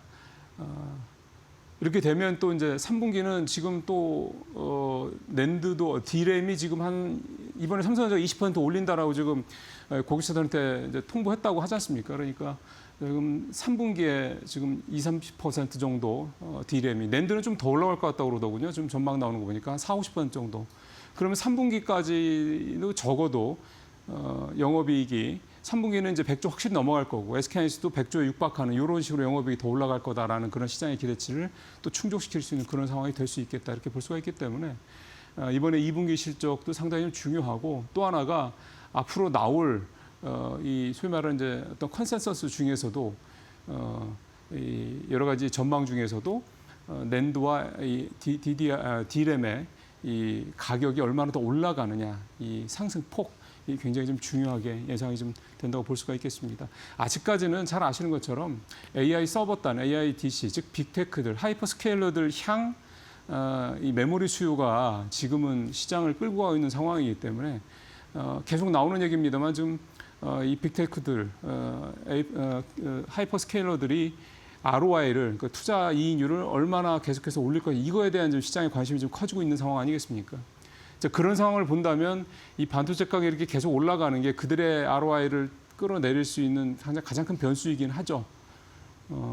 또 이제 대신 이제 그만큼 또 전가를 시킬 수 있다 그러면 또 다른 문제긴 합니다만 어쨌든 그런 상황에서 봤을 때 전체 시장의 국내뿐만 아니라 글로벌 시장의 방향을 이 소위 말하는 반도체주들이 얼마나 좀 주도를 하고 있느냐 여기에 좀 달리느냐 다시 한번 좀 의미를 좀 깨달을 수 있을 것 같습니다. 자 이렇게 해서 두 번째 이슈까지 좀 살펴보고요. 마지막은 캐나다 CPSP인데요. 사실은 새로운 건 없습니다. 오늘 뭐 이 얘기를 가져온 건 이번 주에 중요한 이슈다, 이벤트다. 그래서 사실 가져오긴 했는데 뭐 12척, 뭐 2030년대 중반, 뭐 최대 20조, 유지보수 40조에서 최대 60조 등등등. 자 이번 주 7월 현지 시간 7월 6일, 우리 시간으로 7월 7일 날 발표될 예정인데.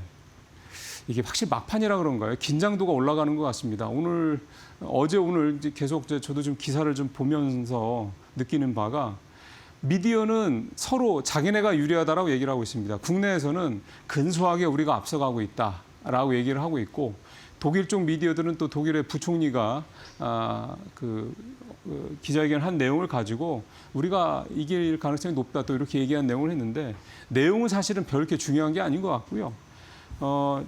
이와 별개의 기사가 하나 나온 거가 조금 의미가 있는 것 같아서 오늘 좀 준비를 했는데 그게 뭐냐면 최근에 TKMS가 해킹을 당했다고 그럽니다. 그래가지고 이 TKMS의 뭐 이 잠수함 관련된 여러 가지 잠수함뿐만이 아니라 여러 가지 이제 방산 관련된 그런 자료들이 이제 유출이 됐는데 해킹을 한 측에서 뭐 돈 달라고 그러는 거죠. 내놔라. 뭐 니네들 지금 캐나다 잠수함 사업 한국이랑 지금 경쟁하고 있지 않냐. 이거 우리가 조금 뿌리면 너네들 진다. 뭐 하여간 이런 식의 뭐 약간 뭐 협박 비슷하게 그런 얘기까지 한다라는 기사가 나와 있습니다. 사실 물론 이것도 좀 확대 해석될 수도 있습니다. 우리가 그 기사의 원문을 본 게 또 아니고 실제로 그 해커들이 어떤 얘기를 했는지 우리가 공식적으로 본 게 아니기 때문에 이것도 역시 사실 일종의 뭐 어떤 비방전 중에 하나가 될 수도 있긴 한데요. 만약 그게 사실이라고 그러면 보안이 무엇보다 중요한 방산 쪽에서 캐나다 입장에서 봤을 때 아니 독일 애들은 이걸 이렇게까지 못하나? 해킹을 당할 정도밖에 보안 능력이 안 되나? 이렇게 생각할 수도 있다는 거죠. 뭐 그런 얘기까지 나오는 걸 보면 정말 치열하게 한치의 어떤 그런 정말 우리 농담 삼아 깻잎 반장 차이로 양측 간에 좀 경쟁이 치열하게 벌어졌다는 거고 이재명 대통령이 참석을 하는데 이게 무슨 대단한 변수가 되겠냐 뭐 이렇게 볼 수는 있긴 하겠습니다만 마침 이게 딱 결정이 되는 그 시점에 나토 정상회의가 열리고 여기에 우리 대통령도 참석을 해서 독일 총리만 참석하는 게 아니고 우리 대통령도 참석을 한다라는 거니까 뭐 당연히 캐나다 총리 참석하고요.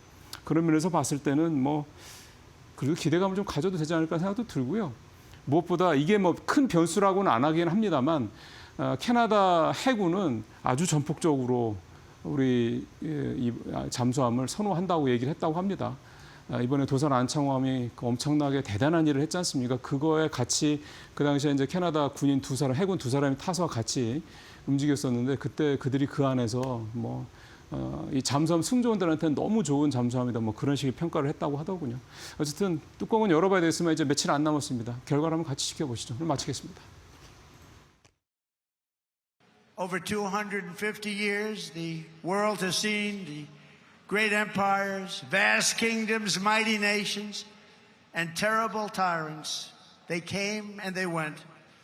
But after 2.5 centuries, this American republic still stands tall and strong, and we love each other. That showed tonight. You heard it was over, and what happened? You came back. And this American flag still waves proud and free and beautiful. We have thrived and flourished because our founders were great. Our cause was just. Our people are brave. Our culture is exceptional. And our destiny is written by God. And all these talks from the communists, they haven't got a chance. Not even a chance. We don't want communists in our country.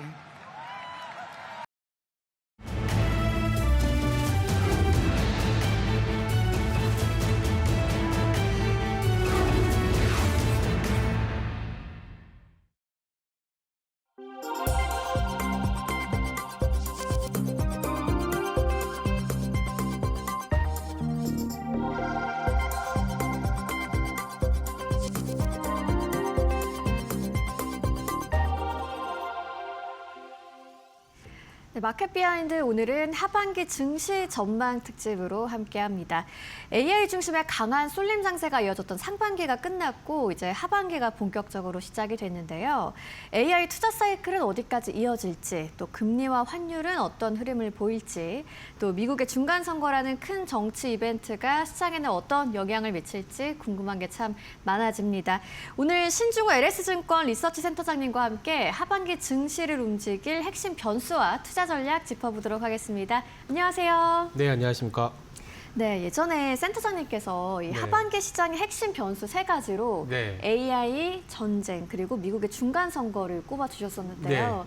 뭐 시장 상황이 워낙 계속 급변하고 있는데 여전히 이 3가지를 중요한 변수로 보고 계시는지 궁금합니다. 네, 뭐 다들 인정하지 않을까요? AI가 너무나 중요하고 뭐 전쟁 이후에 물가도 그렇지만 뭐 좀 전에 이제 잠수함과 관련된 어떤 방산의 어떤 체제 그리고 중간 선거 뭐 이제 미국은 또 250주년 독립기념일을 맞이해서 본격적으로 중간 선거가 시작이 됐기 때문에 무엇보다 중요한 변수일 수밖에 없습니다.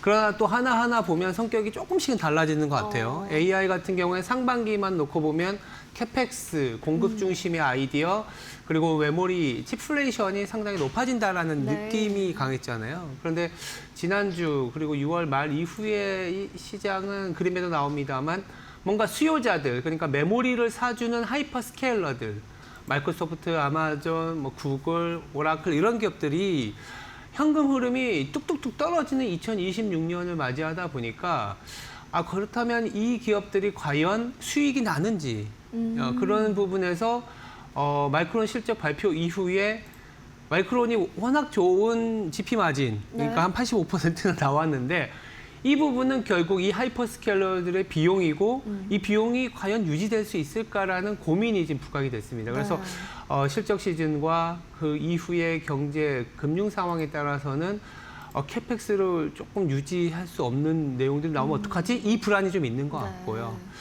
뭐 이 부분은 또 다시 말씀드리겠습니다. 그리고 전쟁 같은 경우에는 이란 전쟁이 어느 정도 지금 마무리되는 국면이긴 합니다만 또다시 또 국지전 내지는 또 전면전이 될 수 있다라는 불안감이 좀 있는 것 같고 두 번째는 이란 전쟁 이후에 재편되는 이제 군사 안보 라인에 대한 고민들이 있는 것 같아요. 러우 전쟁 이후에 미국을 제외한 나토 국가들의 방위비가 그러니까 굉장히 빠르게 올라온 것처럼 네. 이란 전쟁 이후에는 이 GCC, 그러니까 사우디아라비아, 쿠웨이트, 우리가 흔히 얘기하는 걸프 국가들이 그전에는 에너지 중심의 경제 구조를 탈피하기 위해서 어떤 걸 했냐면 관광이라든지 네옴시티 이런 얘기를 했는데 이제는 방위비를 올려야 되거든요. 그래서 전체적으로 우리나라의 어떤 방산 기업들에 대한 수혜 여부도 좀 따져봐야 되는 부분이고 그리고 이제 후행적으로 유가가 내려오긴 했습니다만 전쟁의 여파, 물가가 얼마나 충격을 주는지 네. 7, 8월에 좀 넘김이 있어야 될 것 같고 마지막으로 중간선거 같은 경우에는 결국 우리가 이제 블루웨이브라는 얘기를 하는데 이게 민주당이 상하원을 장악할 것이냐 아닐 것이냐라는 부분인데 현재로서는 근소하게나마 민주당이 좀 상하원을 네. 장악할 가능성이 높다라고 얘기를 하고 있습니다. 이 부분이 근데 문제는 뭐냐면 AI하고도 연결이 되는 게 AI 규제를 얘기하고 있어요. AI 규제. 왜냐하면 네. 데이터 센터를 짓다 보니까 전기비도 올라가고 환경 문제도 대두된다. 네. 고용도 안 되는데 이런 얘기들이 나오고 있기 때문에 뭐 하반기에 아까 말씀드렸던 부분들이 계속 시장의 상승과 하락에 어떤 변수가 될 수 있는 가능성은 굉장히 높다. 이렇게 봐야 될 것 같습니다. 네, 결국 좀 하반기 증시가 기대감에서 이제 증명의 단계로 맞습니다. 넘어가는 그런 국면에 있고, 뭐 AI 관련해서는 돈이 실제로 벌리는지도 중요할 거고요. 전쟁에 뭐 물가에 어떤 영향을 줄지, 또 미국의 중간 선거로 이 판이 좀 바뀔 수가 맞습니다. 있는지가 좀 중요한 네. 변수가 될 것 같습니다. 또 하나씩 또 이어서 잠시 후에 질문 이어가도록 하겠고요.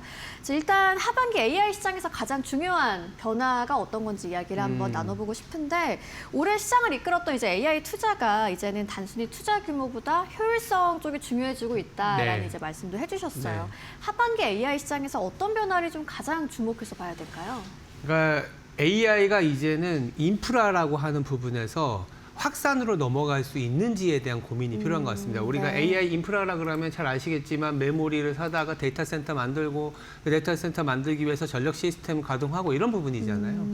그런데 이제 AI 인프라를 한 건 맞는데 네. 이제 그 하이퍼스케일러들이 캐펙스 하다 보니까 영업 흐름, 그러니까 OCF라 그래서 영업으로 벌어들이는 현금 흐름 대비 캐펙스 비율이 지금 거의 100%에 다다르고 있어요. 그럼 이렇게 돈을 쓰는 거는 맞는데 지금 이 돈만 계속 쓰다 보면은 수익이 안 난다. 그러면 소위 말해서 제품을 만들었는데 제품을 못 팔면 어떻게 됩니까? 재고가 쌓이고 네. 비용만 쌓이다 보면 기업이 생존할 수가 없잖아요. 그런 얘기까지 나오고 있는 거죠. 그래서 그 선두에 이제 메타가 네. 우리 좀 남는 용량 갖고 뭐 그러니까 약간 오해는 있긴 합니다만 네. 뭐 좀 수익화하겠다 이런 얘기거든요. 그래서 수익화 그러면 이제 시장 어떻게 생각했냐면 기업들이 그냥 자본지출은 계획이고 계획은 어떻게 보면 뭐 약간 가시성이 높은 매출이기 때문에 바로바로 즉각적인 반영을 했는데 수익화는 세일즈거든요. 네. 제품을 누군가에게 파는 거예요. B2B든 B2C든. 그러면 Q그로스는 조금 챙겨봐야 되는 부분인 거죠. 그러니까 P는 바로 올라가지만 Q는 분기마다 월간마다 실적이 나오는지를 챙기기 때문에 한마디로 속도 조절이 좀 들어가는 구간인 거 아니냐. 그러면서 주가가 가파르게 올라가다가 좀 변동성이 나왔던 게 그런 부분입니다. 그래서 네. 우리가 이번 주에는 삼성전자의 가이던스가 네. 나오고요. 뭐 7월 말에는 SK 하이닉스의 실적이 나오지만 지금은 공급자의 어떤 그 실적보다는 수요자의 이를테면 뭐 아마존, 뭐 구글, 마이크로소프트가 세일즈가 올라오는지가 굉장히 포인트일 것 같아요. 세일즈 올라온다 그러면 캐펙스 자본 지출했던 부분이 매출로 일어나네 이런 게 이제 될 거고 아니면 세일즈가 좀 안 나오게 되면 그래도 다행인 포인트를 잡아야 되는 게 그래도 유상증자나 회사채 발행 이런 걸 통해서 하이퍼스케일러들이 투자를 유지해준다. 이래도 괜찮아요. 네. 이 두 가지가 되면 오케이인데 마지막으로 우리가 캐펙스를 너무 좀 강하게 했던 것 같아. 중국 같은 경우에 딥식을 보니까 HBM 안 쓰고도 AI 엔진이 돌아가네. 효율성을 따질 게 이러면 주가는 또 약간은 변동성이 내재되어 있습니다. 근데 이 세 가지 중에 어떤 포인트로 갈지 7월 말까지 기다려야 되잖아요. 네. 그래서 약간은 시장은 속도 조절에 좀 들어간 느낌이 좀 강하다. 이렇게 봐야 될 것 같습니다. 그렇군요. 뭐 메모리 베타화라는 말이 예, 나오더라고요. 맞아요. 그게 뭐냐면 우리가 예전에 23년, 24년에 LLM 모델이 나오고 나서 네. GPU가 필요했잖아요. 네네. 엔비디아의 GPU가 필요했는데 지금이야 굉장히 다양하지만 그때는 엔비디아의 GPU만 필요했어요. 그러다 보니까 그때 어떤 얘기가 나왔냐면 GPU 텍스라는 얘기가 있었습니다. 어쨌든 엔비디아 제품만 필요하니까 다들 엔비디아에게 줄 서고 있었죠. 그런데 이제 수요자들은 어떤 얘기를 했냐면 이거 텍스라는 거는 회피하고 싶잖아요. 그래서 만든 게 NPU, 주문형 반도체, ASIC이라는 게 나왔죠. 그러면서 메모리가 강한 상승의 원동력이 되었습니다.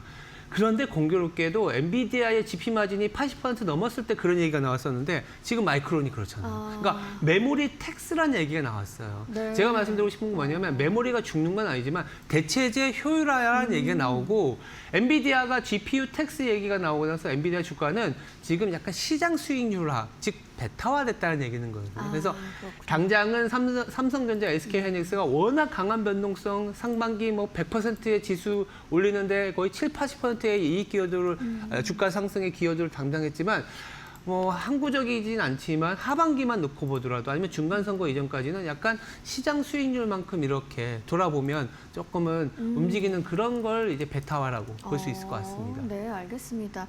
뭐 그렇다면 AI 투자 방향도 조금씩 달라지면서 뭐 하반기 시장을 이끌 새로운 주도 업종이나 뭐 주목할 분야도 조금 변화가 있을 것 같은데 네. 요즘 뭐 가볍고 효율적인 AI 맞아요. 뭐 이런 얘기도 나오고요. 어떻게 보세요? 그러니까 미국 같은 경우에도 보면 마이크론하고 M7의 주가가 상당히 많은 다이버넌스라고 그러잖아요. 네. 그런데 이게 약간 좁혀지고 있어요. 그러니까 이제 마이크로소프트 사고 약간 마이크론이 이제 눌리는. 네. 그러니까 소프트웨어가 좀 효율화되는 부분으로 가고 있는 거죠. 그러니까 기존의 AI가 소프트웨어 산업을 파괴한다 이러면서 AI 디스러스 리스크가 상반기에 굉장히 유행을 했는데 생각해보니까 그게 아니야.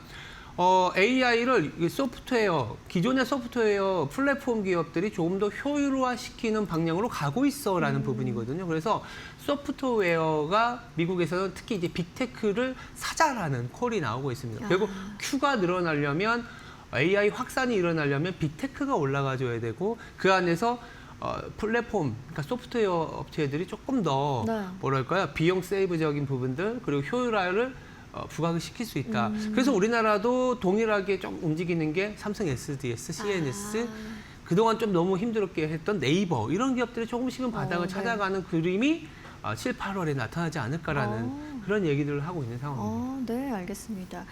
이번에는 거시 변수도 좀 함께 네. 살펴보도록 하겠습니다. 뭐 하반기 증시 전망할 때 금리, 환율 뭐 빼놓을 수 그쵸. 없는 변수인데 어떤 흐름을 예상하고 계시는지 먼저 들어볼게요.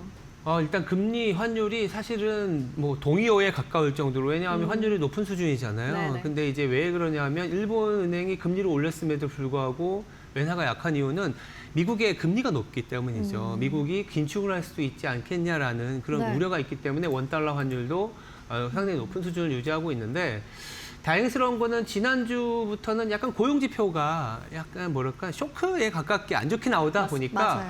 네. 이 정도 고용인데 금리 올리겠니라는 분위기가 형성이 된 건 맞습니다. 다만 이제 아주 짧게는 7월 중순 다음 주에는 이제 물가 지표가 나오기 때문에 네.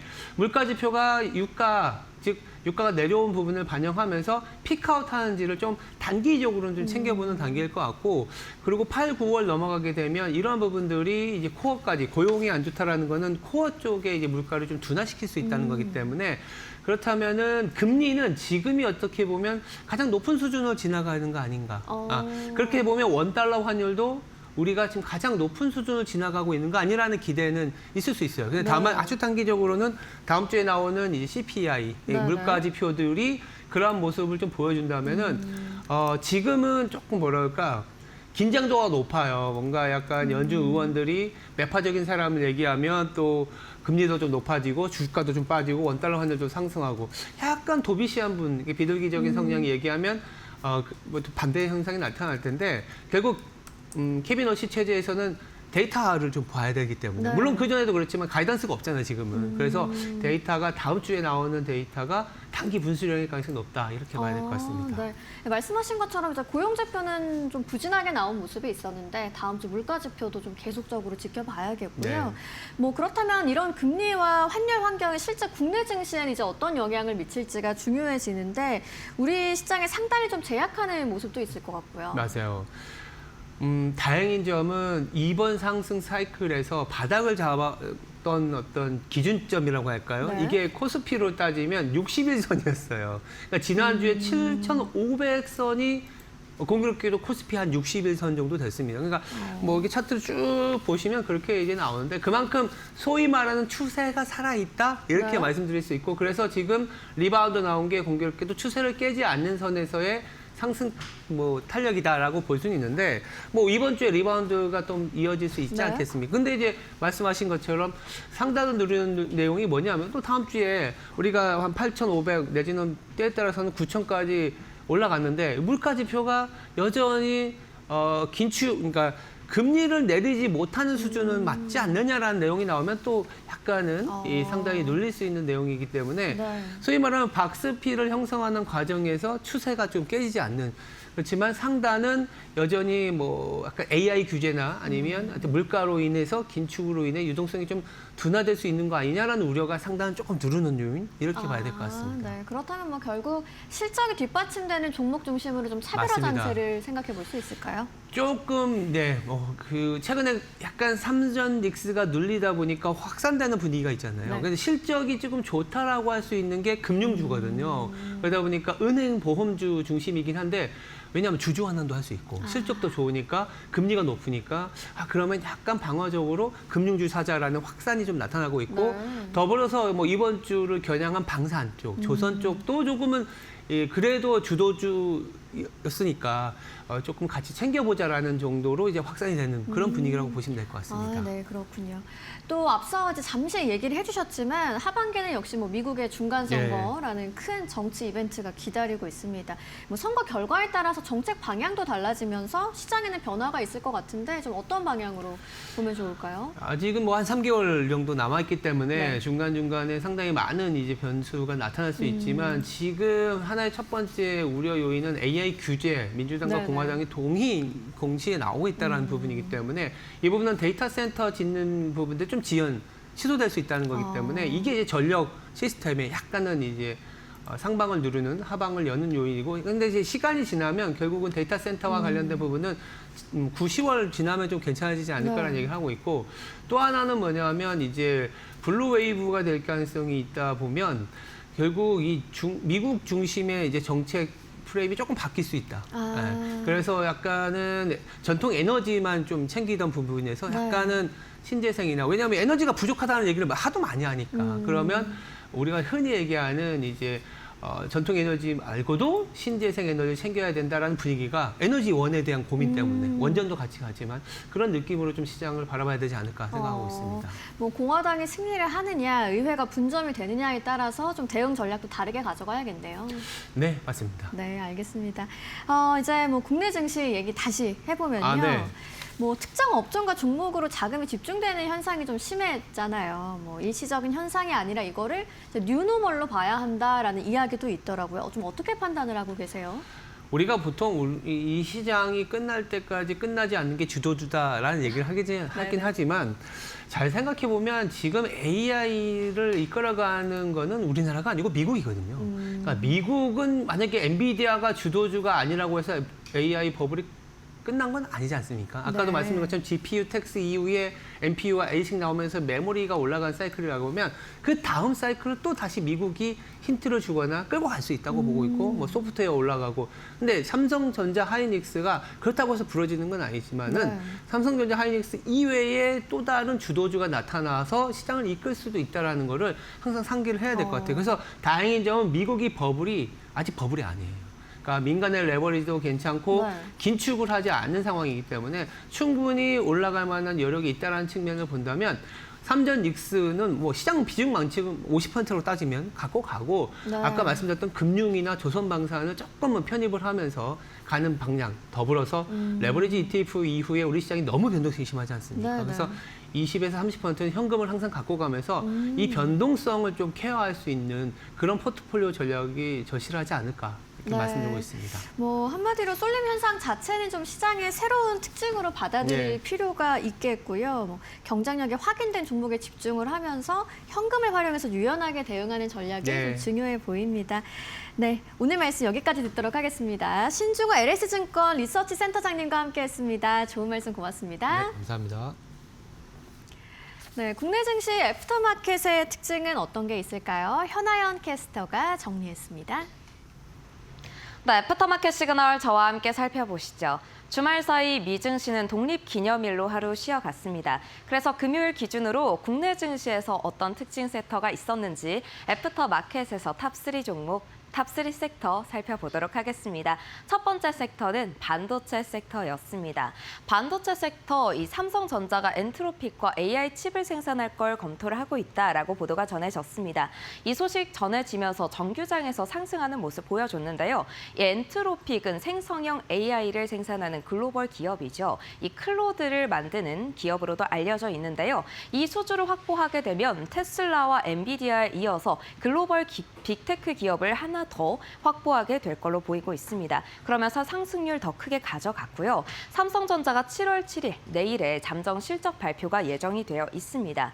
KB증권은 이에 대해서 긍정적인 전망을 내놨는데요. 영업이익을 90조 원을 예상을 했습니다. 사실상 성과급까지 포함을 하면 100조 원을 넘는 이 사상 최고치를 다시 경신할 것이다라고 전망을 했는데요. 전년 대비해서 19배, 즉 급증한 수치라고 볼 수가 있겠습니다. 전년 동기에는 어닝 쇼크가 있었기 때문에 이번 연도에 이런 상승이 더욱더 특징적이라고 볼 수가 있습니다. 또 6월에 고객사의 메모리 수요 충족률이 50% 정도밖에 되지 않기 때문에 앞으로 향후에 긍정적인 전망을 더욱더 가져갈 수가 있다라고 전망했고요. 또 SK하이닉스는 10일에 ADR 상장이 진행이 됩니다. 이 부분도 긍정적으로 전해졌습니다. 그러면서 삼성전자와 SK하이닉스 애프터마켓에서도 상승하는 폭을 더 크게 가져갔습니다. 삼성전자 9%대 10%에 가까운 상승분을 켜내면서 31만 원 선에 거래가 됐고요. SK하이닉스는 10%대 상승 242만 원 선에 거래가 됐습니다. 이어서 다음 섹터도 함께 살펴보시죠. 네, 다음 섹터는 우주항공입니다. 정부가 영남권을 중심으로 우주항공 생태계를 조성하겠다라고 이야기를 했는데요. 한화그룹도 이에 동참하기로 했습니다. 2040년까지 우주항공과 AI 부문에 55조 원을 투자해서 우주 생태계를 함께 조성할 예정입니다. 또 하나에어로스페이스는 23조 원을 투자할 예정인데요. 이를 통해서 우주 발사체 개발에 집중할 예정이고요. 한화시스템도 192기 위성을 통해서 서비스를 시작할 예정입니다. 또 하나시스템 위성 수명 확대 그리고 북극 지역 커버리지를 확대하기 위해서 향후에 60기 이상의 위성을 추가적으로 발사할 계획까지 밝히기도 했습니다. 또 하나에어로스페이스와 하나시스템은 이 국방 AI 데이터 센터를 창원에 구축하겠다라고 하는 이야기도 밝히기도 했습니다. 애프터마켓에서 특징적인 움직임 보여줬던 종목은 한화에어로스페이스입니다. 한화에어로스페이스 5%대 상승불 켜내면서 110만 원 선에 거래가 됐고요. 한화시스템도 4%대 오름세 보이면서 7만 7천 원 선에 거래가 됐습니다. 한국항공우주 카이도 1%대 오름세 보였는데요. 영남권에 거점을 두고 있다라는 점도 살펴보실 수 있겠습니다. 15만 6천 원 선에 거래가 됐습니다. 이어서 다음 섹터도 함께 살펴보시죠. 네, 다음 특징 섹터는 증권입니다. 증권이 전 분기 대비해서 거래 대금이 급증하는 모습 보여줬는데요. 지난주에 반도체 섹터가 약세를 보일 때 증권주가 힘을 받았다라는 얘기가 나오고 있습니다. 아무래도 3월까지는 급등하는 모습을 보여줬는데 그 이후에는 횡보하면서 가격 매력, 이 밸류에이션 매력이 부각됐다라는 이야기가 전해졌는데요. 전 분기 대비해서 거래 대금이 무려 35% 급증하는 모습을 보였습니다. 그러면서 따라서 가격 매력이 부각이 됐고 호실적이 전망되는 상황이다라는 증권사의 리포트들이 나오고 있고요. 또 미래에셋증권은 삼성증권에 대해서 이렇게 얘기를 했습니다. 이 거래대금 급증이 배당 수익률까지 함께 이어지면서 앞으로 향후 전망이 긍정적이라는 이야기 함께 해줬고요. 또 미래에셋과 NH투자증권은 증시 변동성을 통해서 영업이익 전망치가 상승했죠. 각각 7%, 2.3% 상승하는 모습 보여줬다는 점도 체크해 보실 수 있겠습니다. 미래에셋증권 애프터마켓에서 11.58% 상승했는데요. 정규장에서는 6%대 상승을 했습니다. 정규장에 대비해서 거의 2배 가까이 상승하는 수치를 보여줬던 미래에셋증권 44,000원 선에 거래가 됐고요. 삼성증권도 11% 상승, 키움증권 9%대 오름세 보였고 대신증권과 NH투자증권도 각각 8%대 상승불 켜냈다는 점도 특징적입니다. 지금까지 국내 증시 애프터마켓에서 3가지 특징 섹터 살펴봤는데요. 반도체와 우주항공 그리고 증권 섹터 오늘도 주목해 보시면 좋겠습니다. 지금까지 국내 증시 애프터마켓 특징 섹터 살펴봤습니다. 네, 지난 금요일 미국 시장이 하루 쉬어간 가운데 오늘 마켓 시그널은 하반기 증시를 전망하는 이야기로 함께 했습니다. 이번 주 스페이스X의 나스닥 100 편입, 삼성전자의 잠정 실적 발표, 그리고 SK하이닉스의 나스닥 ADR 상장까지 빅 이벤트가 예정돼 있는데요. 반도체, 우주항공, 증권 섹터까지 조금 더 눈여겨보시면 좋을 것 같습니다. 마켓 시그널 저희가 준비한 내용은 여기까지고요. 내일 더 알찬 이야기로 찾아오겠습니다. 시청해주신 여러분 고맙습니다.